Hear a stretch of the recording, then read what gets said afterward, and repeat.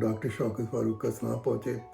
آج میں اپنی جوانی کی زندگی کا ایک بڑا دلچسپ واقعہ آپ کے ساتھ شیئر کرتا ہوں، اور یہ 1970 کی دہائی کا ہے، اور میں ماسٹرز کرنے کے لیے ٹرکی گیا۔ جب وہاں پہنچے تو پتہ لگا یونیورسٹی جو ہے وہ بند ہے۔ ایک آدھ مہینہ وہاں انتظار کیا، مگر اس کے بعد پتہ لگا کہ یونیورسٹی جو ہے وہ لمبی بند ہو گئی ہے اور یہ جا کے سپٹمبر میں کھلے گی۔ اور میں وہاں پر فروری میں گیا ہوا تھا، اور میری وہاں پہ جو پاکستانی اسٹوڈنٹس ہیں 70-80 کے قریب تھے، تو وہاں پہ اسٹوڈنٹ، تو ان سے میری ملاقات ہو گئی۔ تو وہ بھی سب ہاسٹل وغیرہ خالی کر کے شہر میں کمروں میں آ کے رہ رہے تھے، تو میں بھی ان کے ساتھ رہ رہا تھا۔ وہ کمروں کا حال یہ تھا کہ ایک کمرے میں وہ ڈبل بنکرز لگے ہوئے ہوتے تھے، اور اس میں 4 یا 6 بنکرز تھے، جس میں 8 یا 12 یا 10 اسٹوڈنٹ ہوا کرتے تھے۔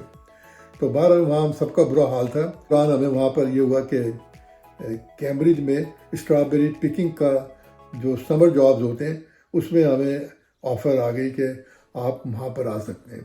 تو اب وہ ہمارے ساتھ کافی اسٹوڈنٹس تھے، تو اب ہمارا برا حال تھا، سب بھوکے ننگے ہوئے ہوئے تھے، سب کے اسکالرشپ بند ہوئے ہوئے تھے، اور میں تو اپنے پیسے سے گیا ہوا تھا، اور میری تو ابھی پہلی انسٹالمنٹ ہی چل رہی تھی، اور وہ 45 پاؤنڈ میں سے تقریباً 30-35 پاؤنڈ رہ گئے تھے، اور باقی 1-2 مہینے میں پیسے خرچ ہو چکے تھے۔ تو اب ہم نے فیصلہ کیا کہ ہم بائی ہچ ہائکنگ کرتے ہوئے ہم انگلینڈ تک جائیں گے۔ تو میں ڈیٹیل کسی اور وقت آپ سے بیان کروں گا، مگر یہ واقعہ جو ہے فرینکفرٹ کا ہے، جرمنی میں۔ تو جب ہم جرمنی میں پہنچے تقریباً 1-2 ہفتے کے بعد، تو ہمارا برا حال ہوا ہوا تھا، کالا سیاہ رنگ ہوا ہوا تھا، کیونکہ وہ سڑکوں پہ اکثر چلنا پڑتا ہے دھوپ میں، اور وہاں کی دھوپ بہت تیز ہوتی ہے۔ اور کھانے پینے کے لیے بھی وہ ہم نے کین رکھے ہوئے ہوتے تھے، جسے فسولیا بین کہتے ہیں، جو اس کو ایک کین کو کھولا، وہ روٹی جو تھی وہ فرینچ بریڈ یا ایٹمک بریڈ کہتے تھے انہیں، تو اس کے ساتھ وہ کھا لیا، اور دن میں ایک وقت ہی کھانا ہوتا تھا۔ بہرحال وہ کافی سخت وقت تھا۔ تو جب وہ ہم فرینکفرٹ پہنچے، تو اب روزانہ یہ ہوتا کہ صبح کو جا کے سڑک پہ کھڑے ہو جاتے تھے اس امید پہ کہ کوئی اٹھائے گا، اور اسی طریقے سے کرتے کرتے 1-2 دن گزر گئے، اور وہ سارا دن سڑک کے اوپر کھڑے رہتے، کوئی اٹھانے والا نہیں آتا تھا یا کوئی کار نہیں روکتا تھا۔ تو بہرحال پھر ایک دن جو ہے وہ ہم ہمت کر کے جو ہے وہ جو ان کی مین آٹو بانز ہیں وہاں پہ جا کے کھڑے ہو گئے۔ تو وہاں پر بھی کوئی 8-9 بجے صبح کو نکلے ہوں گے، اور سارا دن چل چل کے اور بھوک سے پیاس سے برا حال تھا، اور وہاں ہم پہنچ گئے جو مین جو نا کراس اوور جو ہوتا ہے۔ تو جب وہاں پہ ہم پہنچے تو وہ پولیس والا آ کے اس نے کہا کہ وہ یہاں نہیں رکنا ہے، تم آگے جا کے رکو۔ اس نے پیپر چیک کیے۔ اس کے بعد جب میں آگے جا کے کھڑے ہوئے تو اس وقت تقریباً 5-6 گھنٹے ہو گئے تھے ہمیں وہاں پہ ویٹ کرتے ہوئے۔ تو اس دوران ایک لال رنگ کی کنورٹیبل سپورٹس کار آ کے رکی۔ اس کے اندر کوئی ایک جوان بندہ بیٹھا ہوا تھا، سن گلاسز لگا کے، 40-45 سال کی اس کی عمر ہوگی۔ اس نے پوچھا کہ تم کدھر جا رہے ہو؟ میں نے بولا کہ I am going to England. کہتا okay come and sit with me in the front. تو میں اس کے ساتھ آگے بیٹھ گیا۔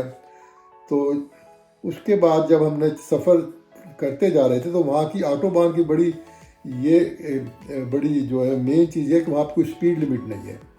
یہ آٹو بانس کی جرمنی میں کوئی سپیڈ لمٹ نہیں ہے، آپ جس مرضی رفتار سے کار چلائیں۔ تو لہذا وہاں لوگ جو ہیں 100 میل سے کم کوئی کار چلاتا ہی نہیں ہے، اور بعض اوقات تو ایسا ہوتا ہے کہ وہ 150-200 کلومیٹر تک چلے جاتے ہیں۔ تو بہرحال وہ اسپورٹس کار تھی، وہ خوب اس نے ڈرائیو کرتے جاتے۔ اس دوران ہمارا انٹروڈکشن شروع ہوا، تو مجھ سے پوچھتا ہے تم کہاں سے آئے ہو، کدھر جا رہے ہو؟ تو میں نے اسے بتایا کہ بھئی میں تو پاکستانی ہوں، اسٹوڈنٹ ہوں، اس طرح سمر جاب ملا ہے، تو وہ جاب کرنے کے لیے جو ہے میں وہاں انگلینڈ جانا ہے۔ تو اس کے بعد وہ اس کی جب ٹرن آئی تو میں نے کہا ہاؤ اباؤٹ یو؟ تو اس نے یہ کیا کہ اپنا گلا کھولا، گلے کے اندر اس نے گولڈ کی چین پہنی ہوئی تھی، اور اس کے اندر ایک آگے جو ہے نا اس میں ایک اسٹار بنا ہوا تھا، تو وہ اس نے مجھے آگے کر دیا۔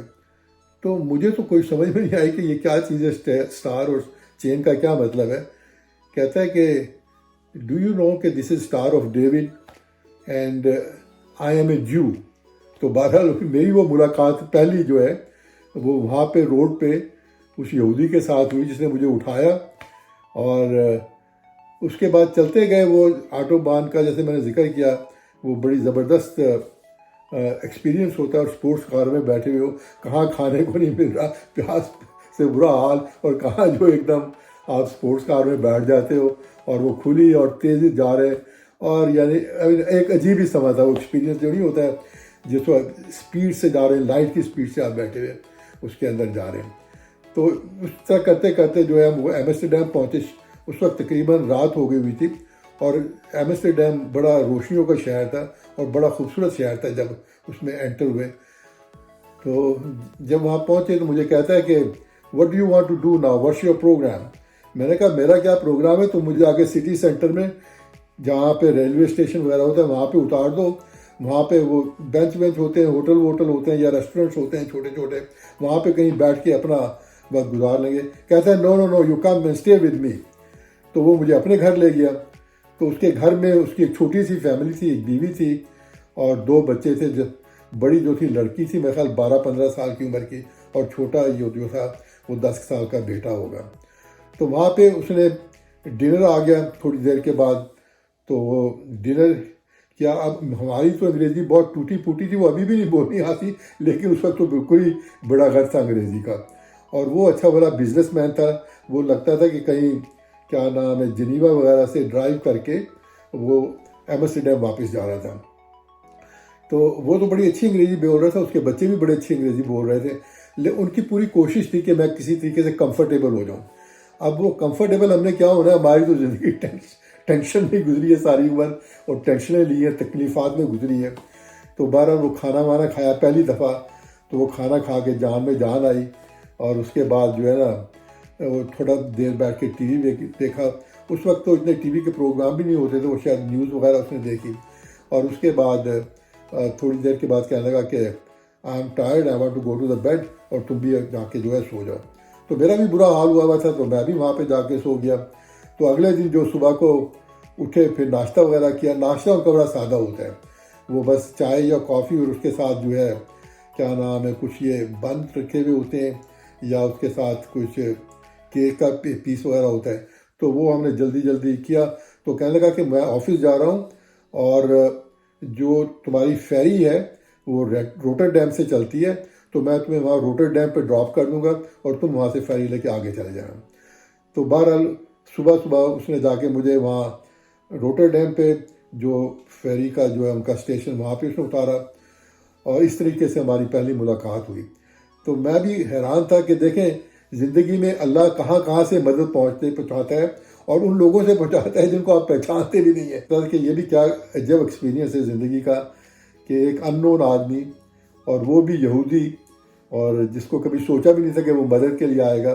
اور اس نے وہ تقریباً 450 یا 500 کلومیٹر کا فاصلہ ہے فرینکفرٹ سے جو ہے ایمسٹرڈیم تک کا، وہاں تک وہ ڈرائیو کر کے لایا. اس کے بعد گھر میں بھی رکھا، کھانا وانا کھلایا، اور اگلے دن مجھے وہاں تک چھوڑ کے آیا.